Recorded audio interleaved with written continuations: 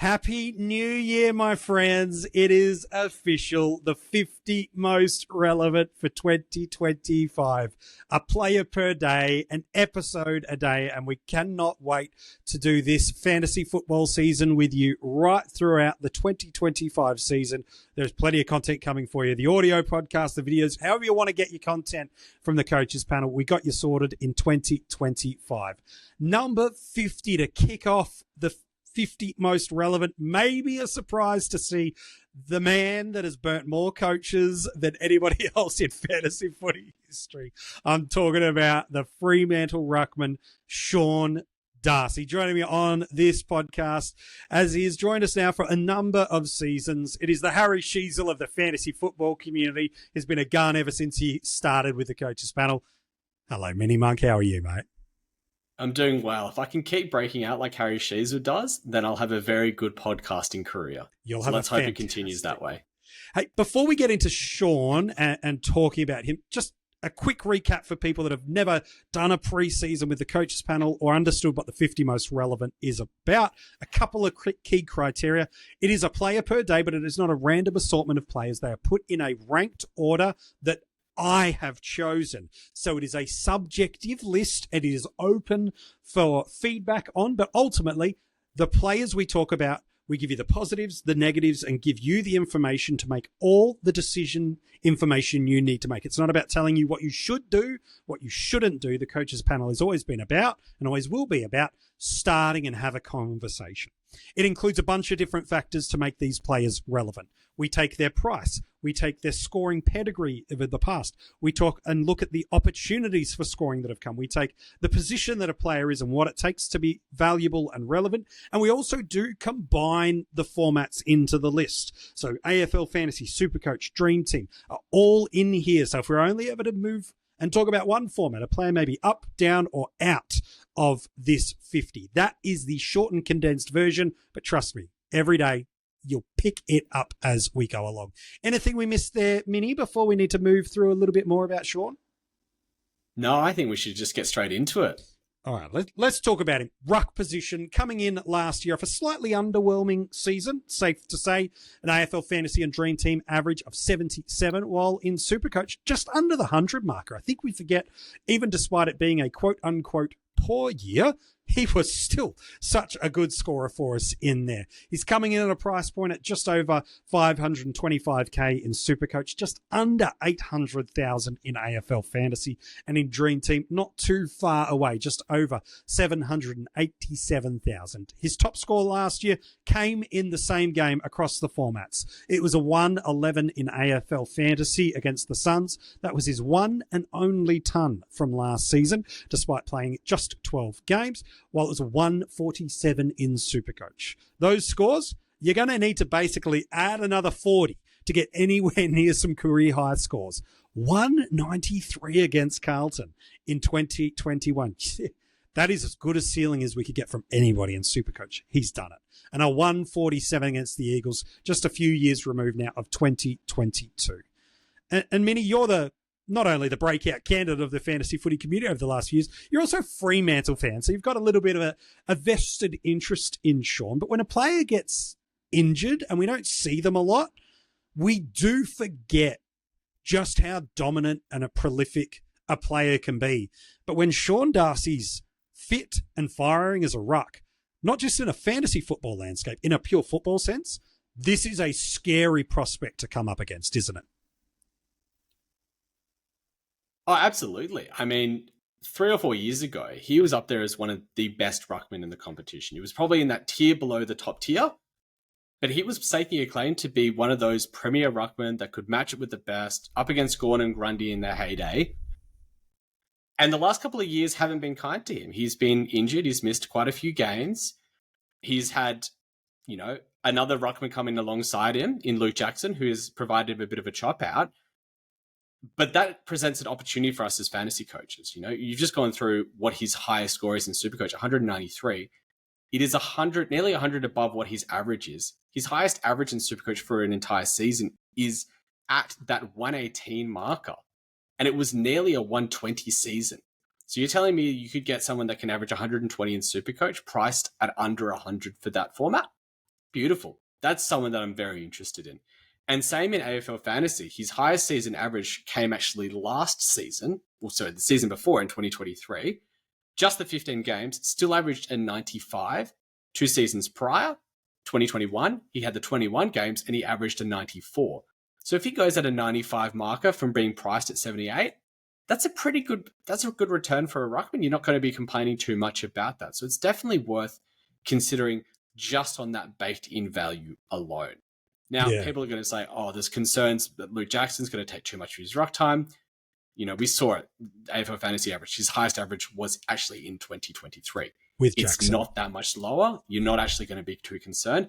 And in SuperCoach, he still managed a 106 last year, or the year before in 2023 as well. And 106 versus his high of 118, yes, it's a little bit down, but there's plenty of other reasons why that could have been. He was playing through quite a lot of injuries, and it was a very stop-start season for him.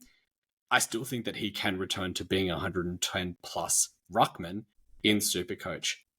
And all the word through the preseason so far is that he's had a bit of surgery done, but that he's been working on trimming himself down, being fit, and trying to avoid having to be putting too much load and weight through his knee.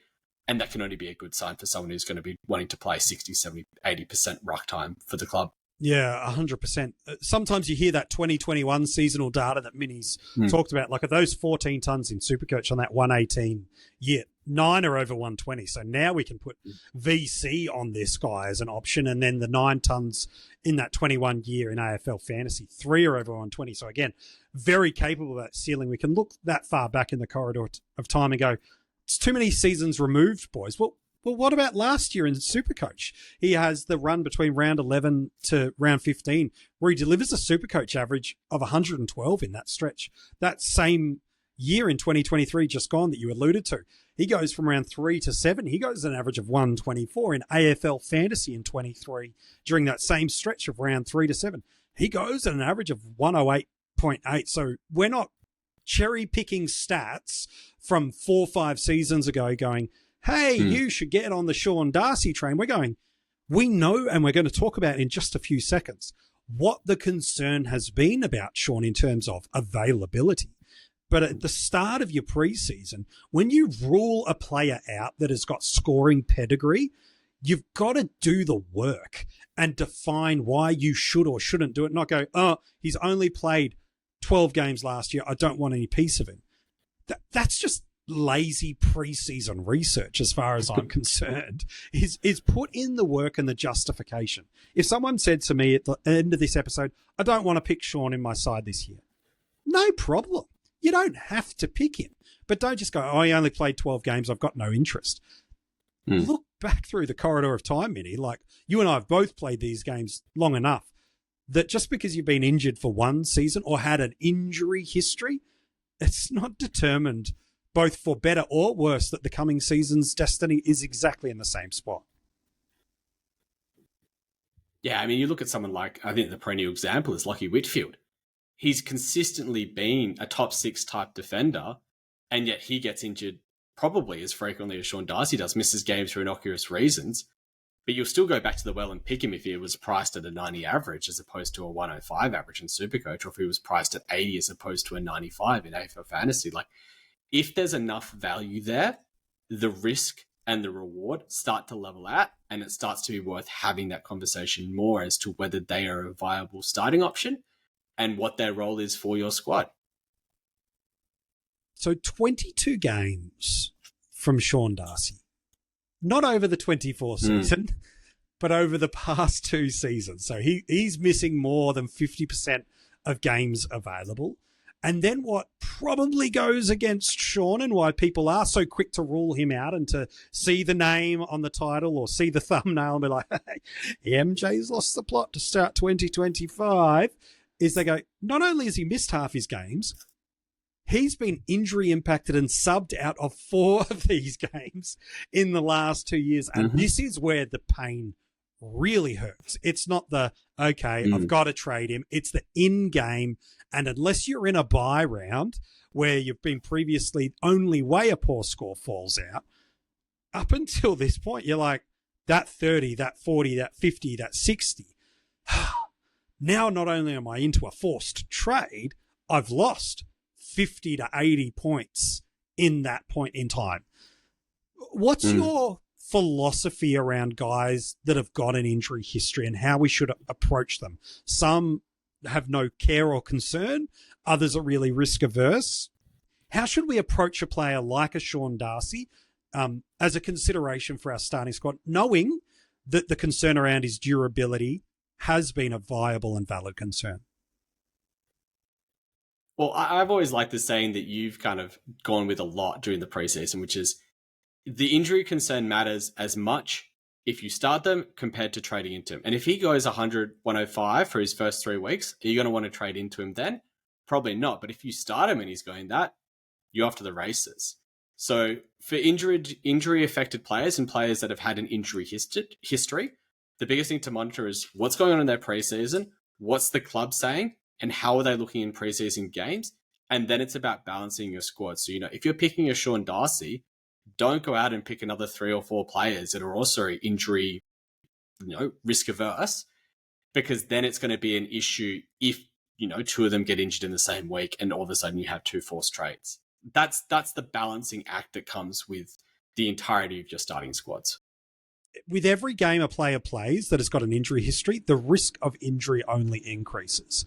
And so a player like Darcy, who's got scoring pedigree, and there's some really interesting reasons to start him for 2025, but a player like that, bank the points, bank the wins that he could bring to your team. And then if the injury comes, it's only the one trade to get him out, not the one trade to bring him in and the extra trade to get him out. So minimize the trades and minimize the risk if you're going to go there by making him a starting squad option. But Mini, this fixture for Fremantle, on paper, it looks good anyway in terms of finally getting back to the finals after a little bit of a gap. And now they've done some piece movements in the off-season, Bolton being probably the signature piece of that, to really now you look at that Fremantle side and go, look, barring some drastic bad luck on the injury front, this should be a finals team now. Again, you think of the time, the develop of other players that have come through, like an Amiss, who is now even further emerging,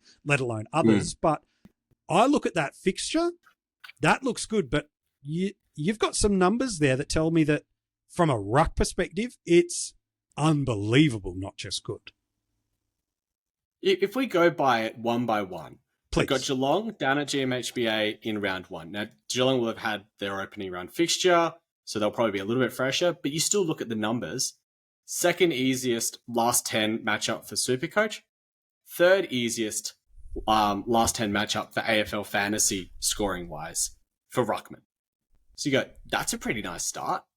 Round 2 against Sydney, not the easiest one, but it's at home, and we've seen what Grundy's form was away and home last season, and so I think that's probably a bit easier than it looks. On the numbers, it's probably about a neutral matchup, but then the next 3 fixtures are just fantastic. You've got West Coast at the Derby at Optus Stadium, second easiest for AFL Fantasy, easiest for SuperCoach. The week after, you've got the Western Bulldogs. Tim English is pretty easy to score against for AFL Fantasy, and he's a pretty neutral one for SuperCoach.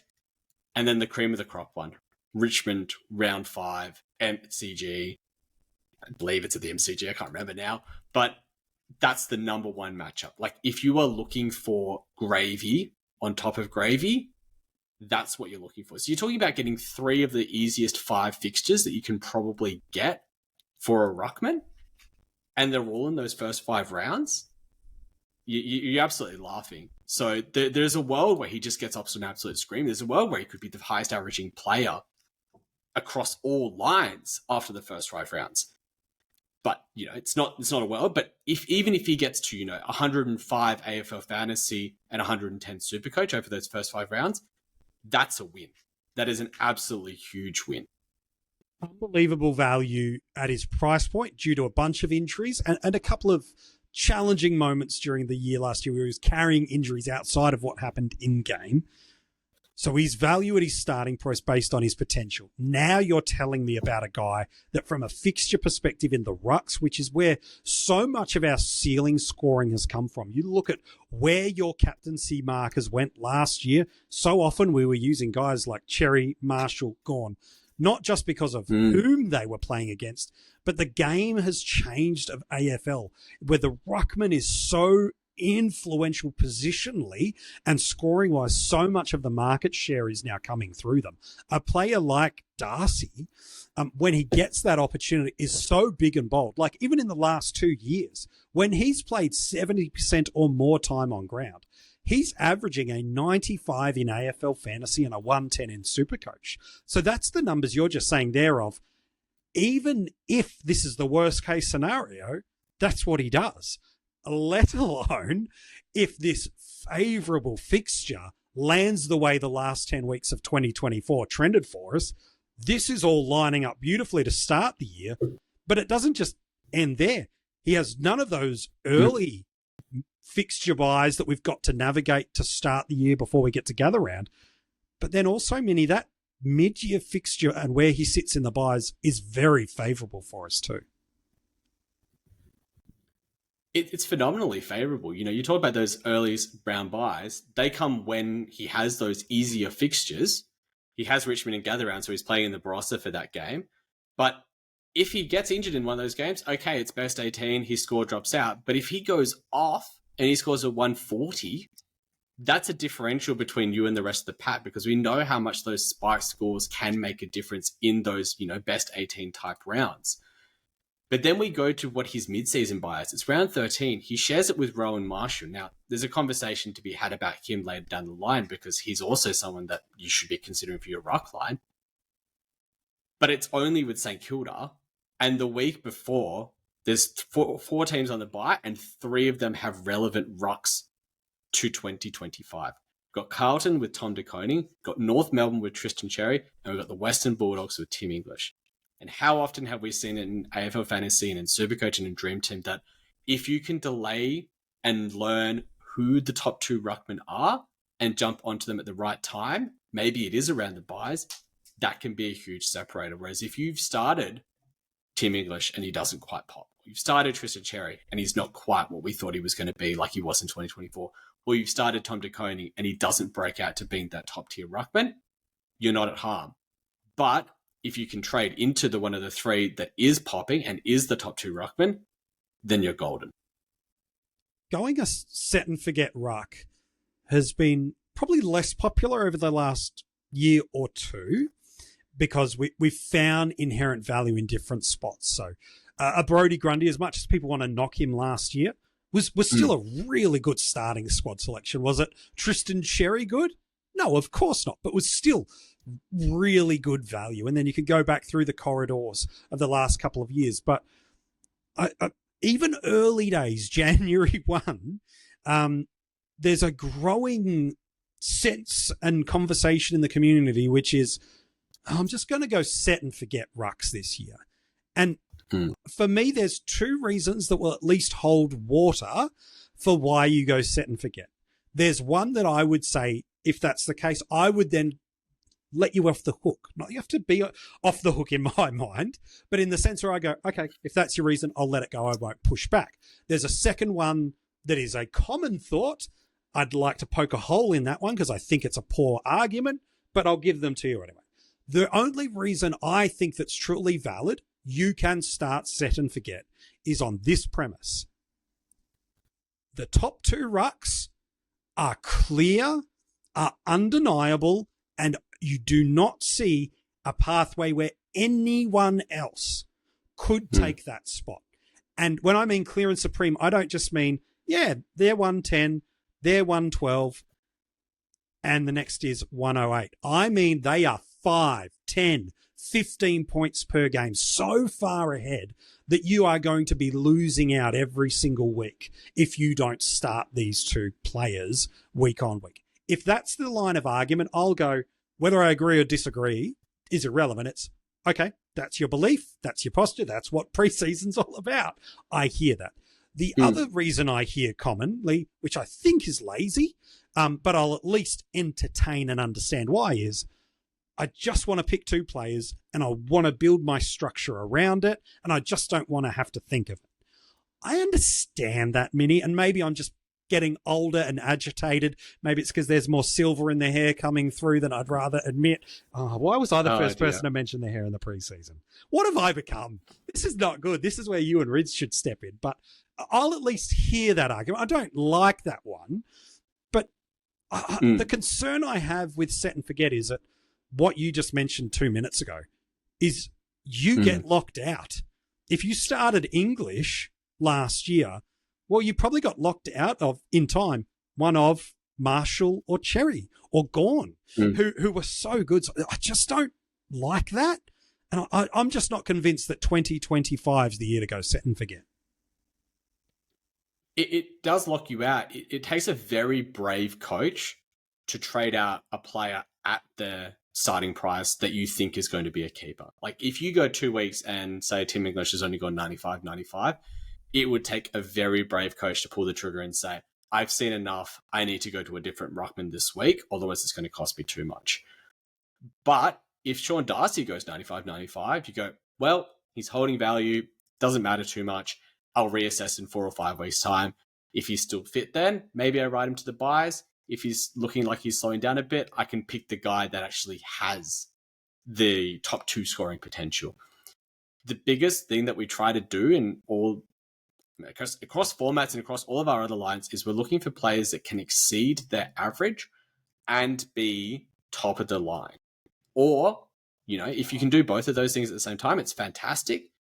And I don't know that players like Tristan Cherry and Rowan Marshall can exceed what they've done in 2024, but they probably are a player that will be featuring in that conversation for the top 2 ruckmen. Why do we apply the same logic across all the other lines and then say, oh, but the ruckmen are clearing supreme, it's the top 2, and then you've just got to set and forget them? I think that we just need to be open and say, at least have the conversation, at least consider players like Sean Darcy, players like Tim English, players like Max Gawn, players like Brodie Grundy as being an option. And when they are as at much value as Sean Darcy is, then it's a perfectly reasonable option to very much consider starting. I love the fact that you highlighted that he, over a 4-week, 6-week, or a 10 to 12-week stretch, has got not just forecast potential, but even with Luke Jackson, has shown the scoring pedigree to be within the echo chamber of these top-tier guys and at a fraction of the price. And what he can do with someone at a R1 and R2, or for Dream Teamers and SuperCoaches, at the flex spot do for you is now opens up a world of selection variables that you just don't get. If you are going set and forget in your rucks, what you do at D2, how many strong top-end captain options you want from that midfield, how many premium mids you want to get forwards, it affects your structure greatly through there if you are going set and forget and missing a trick on a player like Darcy, who has risk for sure, but he's priced at the point for the benefit to come with the risk associated.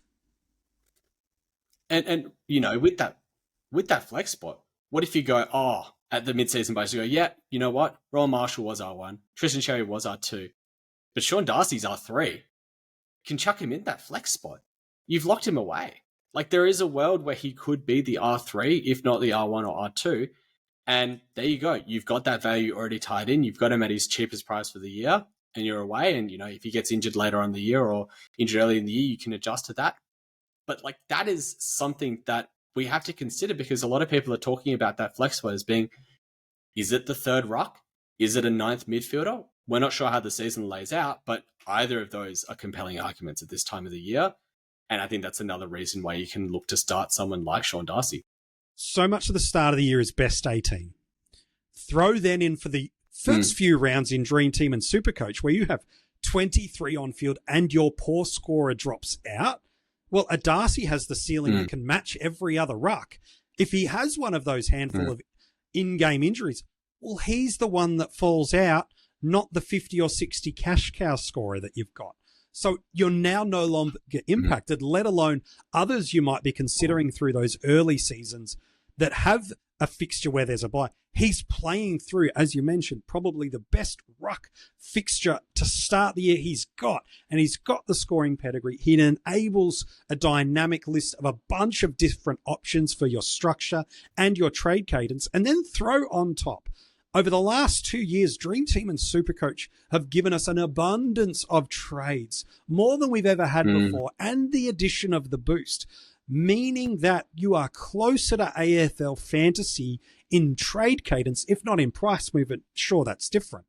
But an injury impact is not as chaotic as it used to be.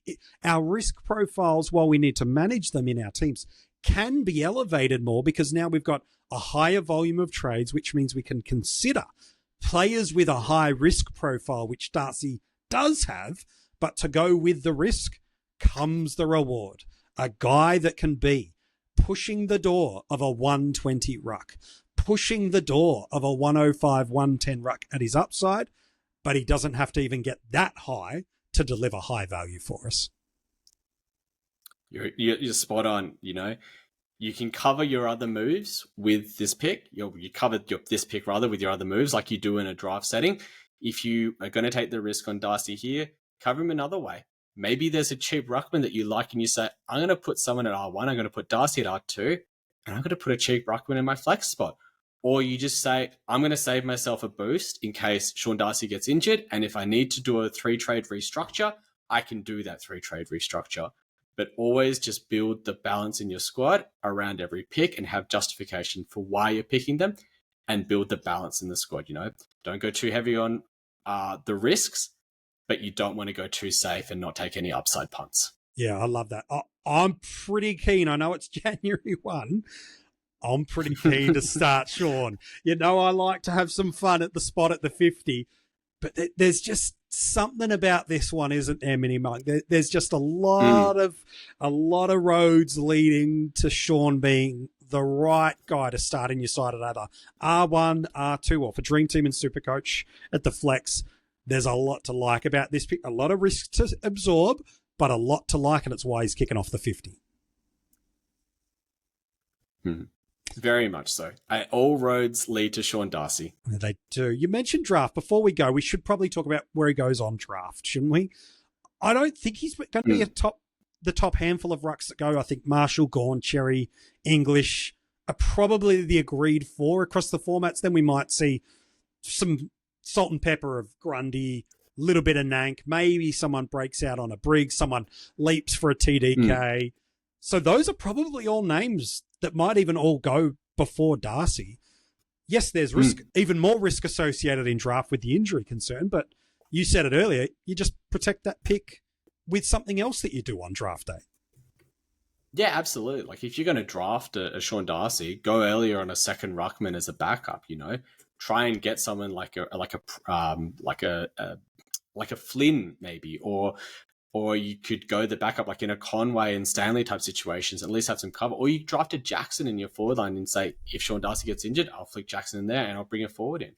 But as you said, there is more risk associated with him because you can't trade them out. If Sean Darcy's injured, you're going to offer him to all your coaches in your league and they're going to laugh at you and say, why did you draft this guy? But the upside's there as well still. So I think he's probably about the 7th or 8th ruck off the board. And I think that's a fairly safe spot to pick him at. And that probably puts him somewhere around that, 8 to 10th round, depending on, squad sizes, what draft type you're doing, how many coaches you're with. But I think that's a fairly safe spot to take him. And it's probably a spot where there is a lot of upside if you are looking to punt rucks. Yeah, I really like that, Shad. I agree. So there you go. Number 50.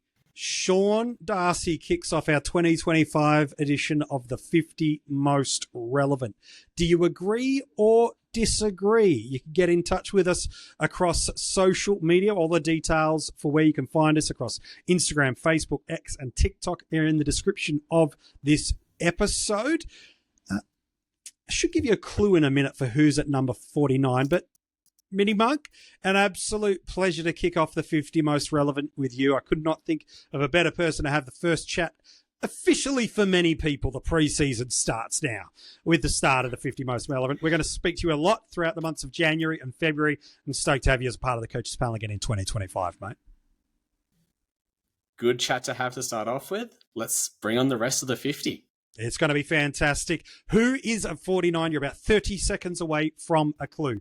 If you loved this episode and you watched it as a YouTube clip, make sure if you haven't already followed and subscribed, make sure you do. Give the video a like and comment below. Let me know your take on whether or not you are going to start or pass on Sean Darcy. If you're listening to this as an audio podcast, whether it be on Apple Podcasts, Spotify, YouTube Music, everywhere you want to get podcasts, you can find the Coaches Panel. Make sure you subscribe and give it a 5-star rating. If you want to get early access to these podcasts, you can join our Patreon army. Our people that join in at the breakout and premium tier, one of the rewards that they get for signing up is access to the audio podcast 24 hours early. So they not only know who's at 49, they're already listening to the clue for who's at number 48. If you want to become a supporter of the Coaches Panel, get a bunch of different rewards and get your hands on a brand new line of Coaches Panel merch. All the details for all the is in the description of this episode. I've teased it enough. Time to see if you can pick who's in at number 49. This player had a significant thing change for him in the off-season. In the line that he finds himself in now, he's had multiple years of 85-plus averages. He's had multiple years of 90-plus averages in SuperCoach. And in the line that he is eligible to be selected, in combination with the off-season changes, he has a pathway to being right on the absolute edge of what it means to be a premium in that line, and you're not having to pay for it. Who is this player with the big change and the potential to be right on the precipice of a premium in his line? Who is he? You'll find out tomorrow for the 50 most relevant.